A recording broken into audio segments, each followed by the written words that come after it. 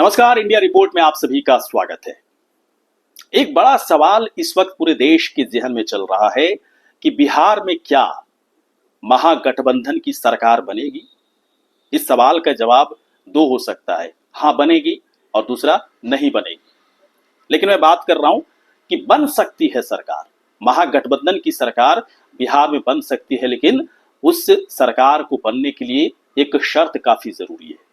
ये शर्त क्या है हम आपको आगे बताएंगे, लेकिन उससे पहले हम आपको बता दें कि लगातार इंडिया रिपोर्ट की तरफ से बिहार चुनाव में तमाम जातियों के बीच में इंडिया रिपोर्ट की तरफ से सर्वे किया जा रहा है, चुनावी सर्वे किया जा रहा है। सवाल पूछे जा रहे हैं कि आप किस पार्टी को, किस अलायंस को वोट करेंगे। और आज हम बात करेंगे यादव समाज के बारे में। यादव समाज के बीच में इंडिया रिपोर्ट की टीम की तरफ से सवाल किया गया कि आप इस बार किसे वोट करेंगे, किस पार्टी को वोट करेंगे, किस अलायंस को वोट करेंगे। कई तरह के विकल्प दिए गए। पहला जो विकल्प दिया गया महागठबंधन का विकल्प, जिसमें कि आरजेडी, कांग्रेस और वाम दलों की कई पार्टियां शामिल हैं। दूसरा जो विकल्प उनके सामने रखा गया एनडीए का, जिसमें कि BJP, Janata Dal United, LJP, हम जैसी पार्टियां शामिल हैं। और तीसरा विकल्प इस बार दिया गया जन सुराज का विकल्प। जन सुराज का विकल्प इसलिए दिया गया क्योंकि पीके लगातार दावा कर रहे हैं कि इस बार एक बड़ा चंक उनकी पार्टी में यादव समाज के वोट का आ सकता है। इस दावे में कितनी सच्चाई है हम आपको बताएंगे, और एक एक आंकड़ा कि किस अलायंस को कितना वोट पड़ रहा है वो हम आपको बताएंगे। लेकिन उससे पहले हम आपको बताते हैं कि बिहार चुनाव में यादव वोटर्स की ताकत क्या है। सबसे बड़ी ताकत 15 से 16% इनकी आबादी है। एक बड़ी आबादी, मतलब किसी जाति वर्ग की इतनी बड़ी आबादी, अगर मुस्लिम को छोड़ दिया जाए तो इतनी बड़ी वर्ग आबादी बिहार में किसी भी जाति की नहीं है। 15 से 16% की आबादी, तो आप समझ सकते हैं कि इतनी बड़ी जब आबादी होगी तो एक दूसरी बड़ी ताकत निकलकर सामने क्या आएगी। राजनीतिक प्रभाव बिहार में सबसे ज्यादा इसी जाति का है। तीसरी जो बड़ी ताकत है इस पार्टी की कि अगर संगठित होकर, पूरा यादव समाज संगठित होकर अगर वोट करे तो 60 सीटों पर, 55 से 60 सीटों पर इन्हें जीतने से कोई रोक नहीं सकता है। लेकिन ऐसा होता नहीं है, कई तरह के फैक्टर्स बीच में आ जाते हैं और यही सब फैक्टर्स इस समाज को कमजोर भी करता है। तो ताकत के बारे में तो आप जान गए। अब बात करते हैं कि कमजोरी क्या है बिहार में, बिहार चुनाव में यादव वोटर्स की कमजोरी क्या है। जो सबसे बड़ी कमजोरी है कि पूरे समाज के जो वोटर्स हैं उनकी एक बड़ी निर्भरता आरजेडी के ऊपर है, राष्ट्रीय जनता दल के ऊपर है। उससे अपना वो कनेक्शन रखते हैं, उसी से जुड़ाव रखते हैं, उसी को वोट करते हैं और हमेशा उन्हीं की बात करते हैं। तो आरजेडी से इनकी निर्भरता है। राजनीतिक पसंद नापसंद के चक्कर में पड़ते ही नहीं, सिर्फ इनके लिए आरजेडी ही पसंद है। तो एक बड़ी निर्भरता आरजेडी के ऊपर है। दूसरी बड़ी जो इनकी जो कमी है वो है जातीय राजनीति का टैग लग जाना। भले ही यादव समाज का कोई नेता बहुत ही बेहतरीन हो और अच्छा हो, हर समाज वर्ग के बारे में बराबर सोचता हो, लेकिन अगर वो यादव समाज का है तो एक टैग लग जाता है ना। बिना बिना किसी कसूर का एक टैग लग जाता कि वो यादव समाज से हैं, यादव समाज से विधायक हैं, सांसद हैं, यादव की राजनीति वो करते। तो एक टैग है, इस तरह का टैग लगता है। कई लोगों पर टैग नहीं लग सकता है, लेकिन अमूमन इसी टैग के शिकार हैं और यादव समाज के वोटर्स की तरफ से बात भी सामने आई। तीसरी जो बड़ी कमजोरी है यादव समाज के वोटर्स की कि लोकल जो यादव नेता हैं उनके बीच आपसी वर्चस्व की लड़ाई है। क्योंकि संख्या ज्यादा है, हर लोग नेता बनना चाह रहे हैं, तो इस वर्चस्व में आपस में वो लड़ाई करते हैं। जहां उनकी संख्या की बहुलता है वहां पर आपसी लड़ाई झगड़ा ज्यादा है और इस चक्कर में उनका वोट बढ़ जाता है। और यही वजह है कि महागठबंधन के हिस्से में जितने यादव वोट आने चाहिए उतने आ नहीं पाते हैं, बिखराव हो जाता है। तो ये ताकत और कमजोरी की बात तो हो गई।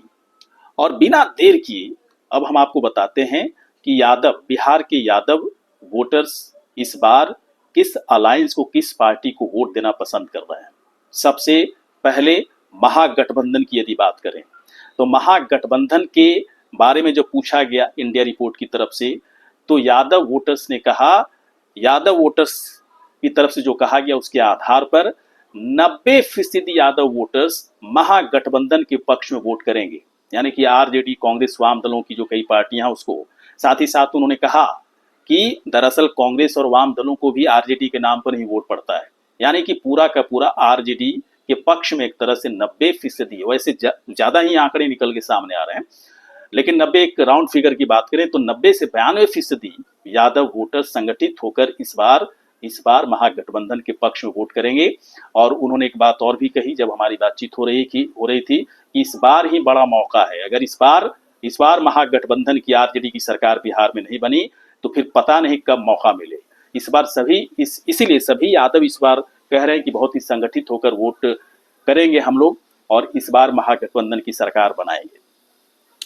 दूसरा जो विकल्प दिया गया था हमारी तरफ से वो एनडीए का दिया गया था। एनडीए के पक्ष में यादव वोटर्स ने मात्र 7% यादव वोटर्स ने हामी भरी कि हम एनडीए के पक्ष में वोट करेंगे। और एनडीए में भी सबसे बड़ा जो चंक है वो बीजेपी का जा रहा है। बीजेपी को 100% चंक जा रहा है। जनता दल यूनाइटेड, हम और एलजेपी को यादव वोट देना नहीं चाहते, बहुत ही कम परसेंटेज उनका है, वो बीजेपी को ही जा रहा है। लेकिन बीजेपी को पसंद करते हैं इसलिए वोट कर रहे हैं ऐसा नहीं है, वो इसलिए करते हैं कि उनके समाज से किसी मजबूत उम्मीदवार को बीजेपी की तरफ से या दूसरी एनडीए की पार्टियों की तरफ से टिकट दिया जाता है, इसलिए उनको वोट करते हैं। लेकिन अगर कनेक्शन जुड़ाव की बात करें तो ज्यादातर मुझे बहुत ही कम यादव ऐसे मिले इंडिया रिपोर्ट को जिन्होंने कहा कि मैं एलजेपी को पसंद करता हूं, हमको पसंद करता हूं या फिर कांग्रेस को पसंद करता हूं, है ना, उन्हीं की सहयोगी पार्टी है। लेकिन पसंद नापसंद में उनका सिर्फ और सिर्फ एक ही पार्टी है और वो है आरजेडी। इसके बाद तीसरे विकल्प के तौर पर हमारी तरफ से जो दिया गया था वो जन सुराज पार्टी का दिया गया था। तो जन सुराज के पक्ष में मात्र 2% यादव वोटर्स ने कहा कि हाँ वोट कर सकते हैं। बोलते अच्छा है उनका, वो प्रभावित करते हैं अपनी बातों से, उनकी रैलियों में यादव वोटर्स जाते भी हैं। लेकिन वोट देने की बात पर सीधे यादव वोटर्स मुकरते हुए दिख रहे हैं। उन्होंने कहा कि इस बार तो बहुत मुश्किल है कि प्रशांत किशोर को वोट करेंगे क्योंकि पूरा यादव समाज आरजेडी के साथ जुड़ा हुआ और संगठित होकर वोट करेगा।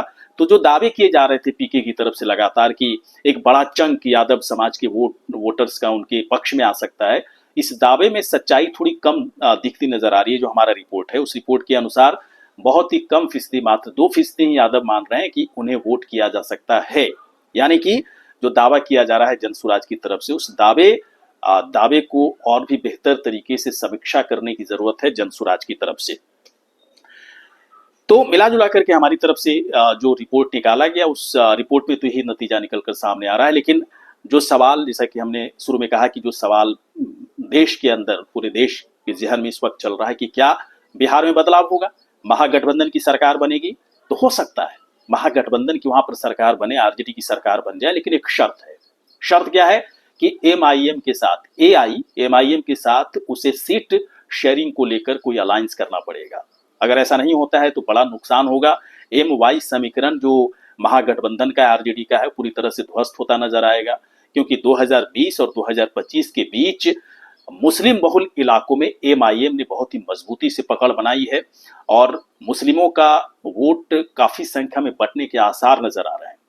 इसलिए यादव समाज की तरफ से जब ये पूछा गया तो उन्होंने इस बात को भी स्वीकारा कि हाँ, एम वाई समीकरण अगर ठीक से काम करेगा तभी महागठबंधन की सरकार बन पाएगी।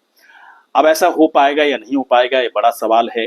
क्या वाकई में महागठबंधन इस बात के लिए तैयार हो जाएगा कि किसी तरह से एमआईएम को सीट शेयरिंग पर तैयार कर लिया जाए, ये बड़ा सवाल है। क्योंकि बहुत सारी शर्तें कांग्रेस और आरजेडी की तरफ से रखी जा सकती है, एमआईएम उन शर्तों को मानेगा नहीं मानेगा, ये तमाम तरह के डर, जिद और तमाम तरह की चीजें सामने आ रही हैं। लेकिन अगर ये शर्त पूरी हो जाती है, तो बिहार में महागठबंधन की, आरजेडी की सरकार बनने से कोई रोक नहीं सकता है। यही बात निकलकर सामने आ रही है। तो आपको हमारा ये वीडियो कैसा लगा? अच्छा लगा हो तो आप तुरंत हमें सब्सक्राइब करें, लाइक करें, कमेंट करें, शेयर करें। नमस्कार।